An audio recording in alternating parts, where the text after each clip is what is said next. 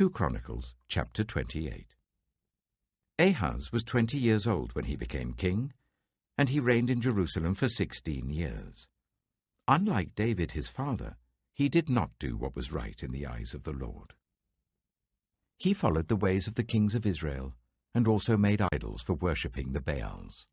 He burned sacrifices in the valley of Ben-Hinnom, and sacrificed his children in the fire, engaging in the detestable practices of the nations that the Lord had driven out before the Israelites. He offered sacrifices and burned incense at the high places, on the hilltops, and under every spreading tree. Therefore the Lord his God delivered him into the hands of the king of Aram. The Arameans defeated him and took many of his people as prisoners and brought them to Damascus. He was also given into the hands of the king of Israel, who inflicted heavy casualties on him. In one day, Pekah, son of Remaliah, killed 120,000 soldiers in Judah, because Judah had forsaken the Lord, the God of their ancestors. Zichri, an Ephraimite warrior, killed Maaseiah, the king's son, Azrikam, the officer in charge of the palace, and Elkanah, second to the king. The men of Israel took captive from their fellow Israelites, who were from Judah, 200,000 wives, sons, and daughters. They also took a great deal of plunder which they carried back to Samaria. But a prophet of the Lord named Oded was there, and he went out to meet the army when it returned to Samaria. He said to them, "Because the Lord, the God of your ancestors, was angry with Judah, he gave them into your hand. But you have slaughtered them in a rage that reaches to heaven. And now you intend to make the men and women of Judah and Jerusalem your slaves. But aren't you also guilty of sins against the Lord your God? Now listen to me. Send back your fellow Israelites that you have taken as prisoners, for the Lord's fierce anger rests on you." Then some of the leaders in Ephraim, Azariah, son of Jehohanan, Berechiah, son of Meshillemoth, Jehizkiah, son of Shallum, and Amasa, son of Hadlai, confronted those who were arriving from the war. "You must not bring those prisoners here," they said, "or we will be guilty before the Lord. Do you intend to add to our sin and guilt? For our guilt is already great, and his fierce anger rests on Israel." So the soldiers gave up the prisoners and plunder in the presence of the officials and all the assembly. The men designated by name took the prisoners, and from the plunder they clothed all who were naked. They provided them with clothes and sandals, food and drink, and healing balm. All those who were weak they put on donkeys. So they took them back to their fellow Israelites at Jericho, the city of palms, and returned to Samaria. At that time, King Ahaz sent to the kings of Assyria for help. The Edomites had again come and attacked Judah and carried away prisoners, while the Philistines had raided towns in the foothills and in the Negev of Judah. They captured and occupied Beth-Shemesh, Ajalon, and Gederoth, as well as Soko, Timnah, and Gimzo, with their surrounding villages. The Lord had humbled Judah because of Ahaz, king of Israel, for he had promoted wickedness in Judah and had been most unfaithful to the Lord. Tiglath-Pileser, king of Assyria, came to him, but gave him trouble instead of help. Ahaz took some of the things from the temple of the Lord and from the royal palace and from the officials and presented them to the king of Assyria, but that did not help him. In his time of trouble, King Ahaz became even more unfaithful to the Lord. He offered sacrifices to the gods of Damascus who had defeated him, for he thought, "Since the gods of the kings of Aram have helped them, I will sacrifice to them so that they will help me." But they were his downfall, and the downfall of all Israel. Ahaz gathered together the furnishings from the temple of God and cut them in pieces. He shut the door of the Lord's temple and set up altars at every street corner in Jerusalem. In every town in Judah he built high places to burn sacrifices to other gods and aroused the anger of the Lord, the God of his ancestors. The other events of his reign and all his ways from beginning to end are written in the book of the kings of Judah and Israel. Ahaz rested with his ancestors and was buried in the city of Jerusalem, but he was not placed in the tombs of the kings of Israel. And Hezekiah his son succeeded him as king. 2 Chronicles chapter 29. Hezekiah was 25 years old when he became king, and he reigned in Jerusalem for 29 years. His mother's name was Abijah, daughter of Zechariah. He did what was right in the eyes of the Lord, just as his father David had done. In the first month of the first year of his reign, he opened the doors of the temple of the Lord and repaired them. He brought in the priests and Levites, assembled them in the square on the east side, and said, "Listen to me, Levites. Consecrate yourselves now, and consecrate the temple of the Lord, the God of your ancestors. Remove all defilement from the sanctuary. Our parents were unfaithful. They did evil in the eyes of the Lord our God and forsook him. They turned their faces away from the Lord's dwelling place and turned their backs on him. They also shut the doors of the portico and put out the lamps. They did not burn incense or present any burnt offerings at the sanctuary to the God of Israel. Therefore, the anger of the Lord has fallen on Judah and Jerusalem. He has made them an object of dread and horror and scorn, as you can see with your own eyes. This is why our fathers have fallen by the sword, and why our sons and daughters and our wives are in captivity. Now I intend to make a covenant with the Lord, the God of Israel, so that his fierce anger will turn away from us. My sons, do not be negligent now, for the Lord has chosen you to stand before him and serve him, to minister before him and to burn incense." Then these Levites set to work. From the Kohathites, Mahath, son of Amasai, and Joel, son of Azariah. From the Merarites, Kish, son of Abdi, and Azariah, son of Jehalalel. From the Gershonites, Joah, son of Zimmah, and Eden, son of Joah.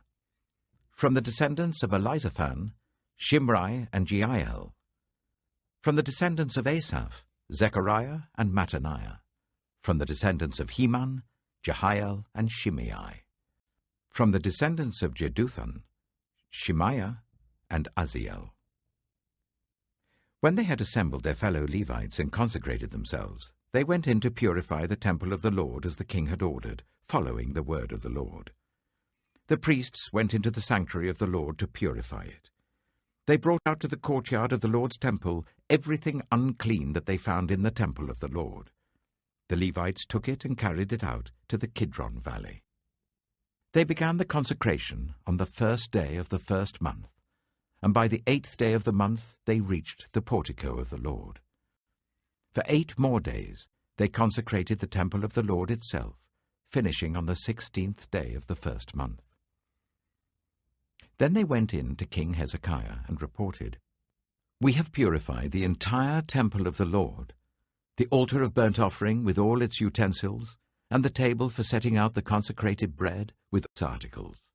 We have prepared and consecrated all the articles that King Ahaz removed in his unfaithfulness while he was king. They are now in front of the Lord's altar." Early next morning, King Hezekiah gathered the city officials together and went up to the temple of the Lord. They brought 7 bulls, 7 rams, 7 male lambs, and 7 male goats as a sin offering for the kingdom, for the sanctuary, and for Judah. The king commanded the priests, the descendants of Aaron, to offer these on the altar of the Lord. So they slaughtered the bulls, and the priests took the blood and splashed it against the altar. Next, they slaughtered the rams and splashed their blood against the altar. Then they slaughtered the lambs and splashed their blood against the altar. The goats for the sin offering were brought before the king and the assembly, and they laid their hands on them. The priests then slaughtered the goats and presented their blood on the altar for a sin offering to atone for all Israel, because the king had ordered the burnt offering and the sin offering for all Israel. He stationed the Levites in the temple of the Lord with cymbals, harps, and lyres in the way prescribed by David and Gad, the king's seer, and Nathan the prophet. This was commanded by the Lord through his prophets. So the Levites stood ready with David's instruments, and the priests with their trumpets. Hezekiah gave the order to sacrifice the burnt offering on the altar. As the offering began, singing to the Lord began also, accompanied by trumpets and the instruments of David, king of Israel.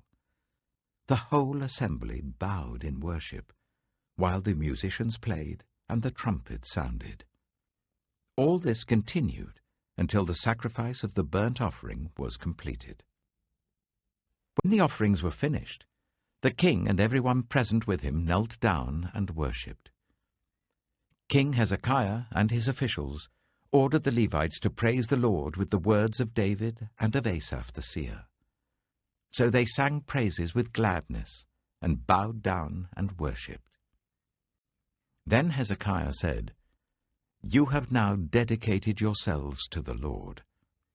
Come and bring sacrifices and thank offerings to the temple of the Lord."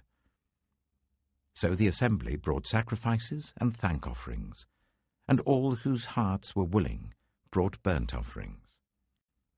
The number of burnt offerings the assembly brought was 70 bulls, 100 rams, and 200 male lambs, all of them for burnt offerings to the Lord. The animals consecrated as sacrifices amounted to 600 bulls and 3,000 sheep and goats. The priests, however, were too few to skin all the burnt offerings, so their relatives the Levites helped them until the task was finished, and until other priests had been consecrated, for the Levites had been more conscientious in consecrating themselves than the priests had been. There were burnt offerings in abundance, together with the fat of the fellowship offerings and the drink offerings that accompanied the burnt offerings. So the service of the temple of the Lord was re-established. Hezekiah and all the people rejoiced at what God had brought about for his people, because it was done so quickly. 2 Chronicles, chapter 30.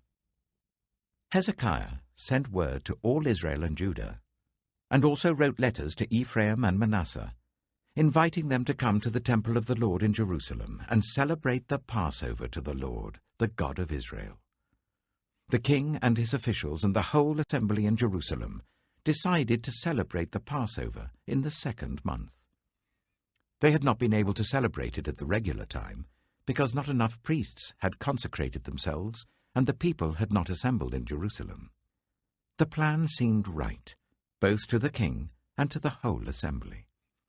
They decided to send a proclamation throughout Israel from Beersheba to Dan, calling the people to come to Jerusalem and celebrate the Passover to the Lord, the God of Israel. It had not been celebrated in large numbers according to what was written. At the king's command, couriers went throughout Israel and Judah with letters from the king and from his officials, which read, "People of Israel, return to the Lord, the God of Abraham, Isaac, and Israel, that he may return to you who are left, who have escaped from the hand of the kings of Assyria. Do not be like your parents and your fellow Israelites, who were unfaithful to the Lord, the God of their ancestors, so that he made them an object of horror, as you see.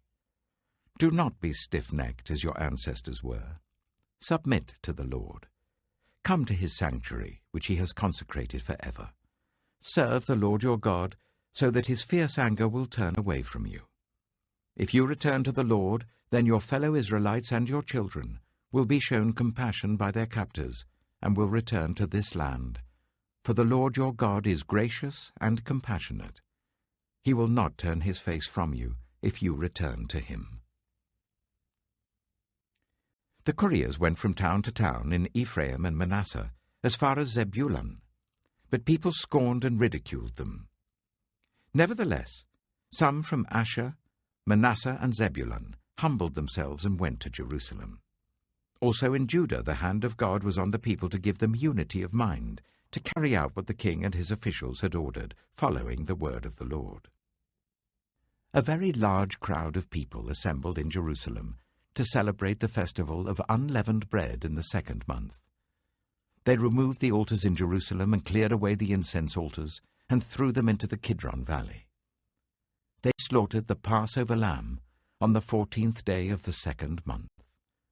The priests and the Levites were ashamed and consecrated themselves, and brought burnt offerings to the temple of the Lord.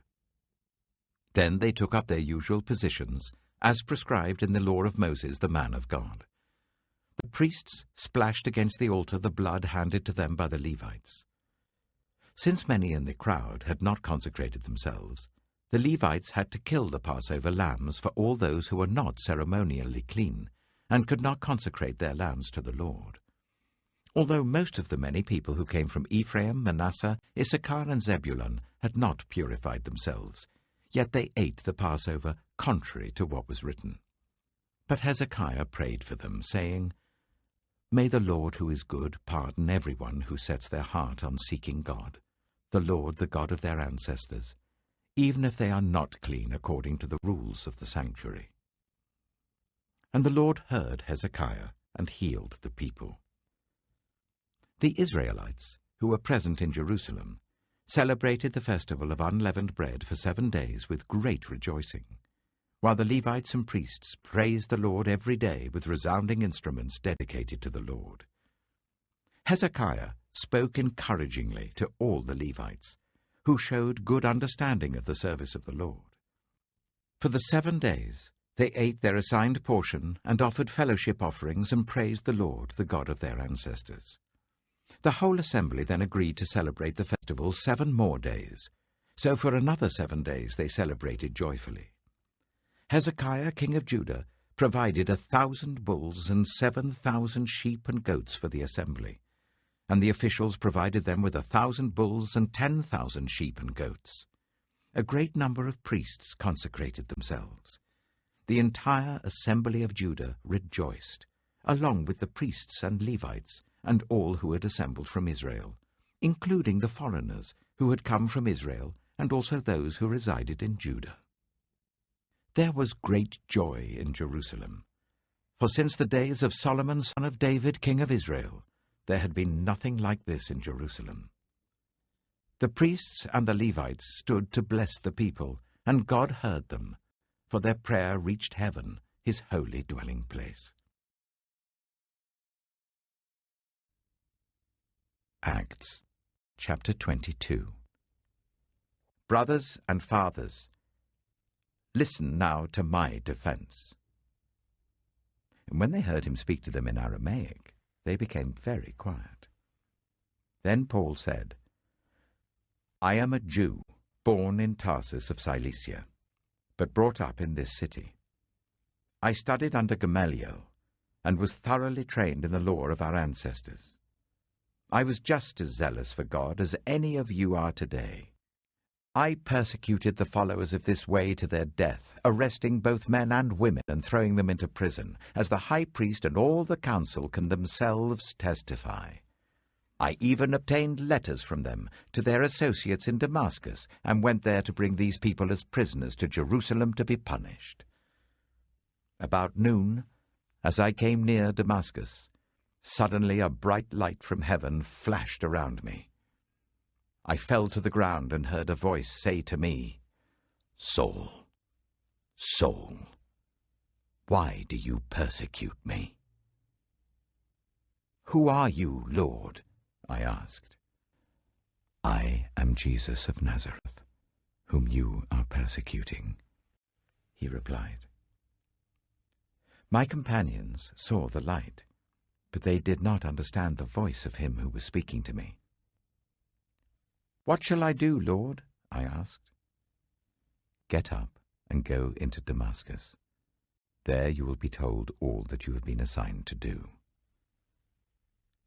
My companions led me by the hand into Damascus because the brilliance of the light had blinded me.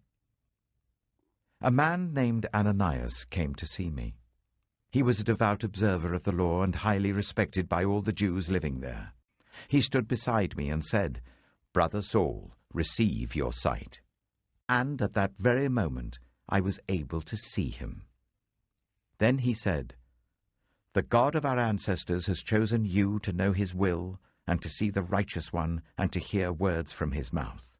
You will be his witness to all people of what you have seen and heard. And now, what are you waiting for? Get up, be baptized, and wash your sins away, calling on his name.' When I returned to Jerusalem and was praying at the temple, I fell into a trance and saw the Lord speaking to me.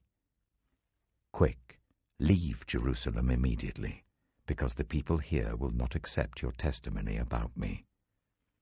Lord, these people know that I went from one synagogue to another to imprison and beat those who believe in you.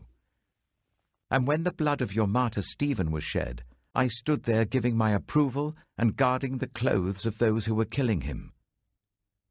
Then the Lord said to me, Go, I will send you far away to the Gentiles. The crowd listened to Paul until he said this.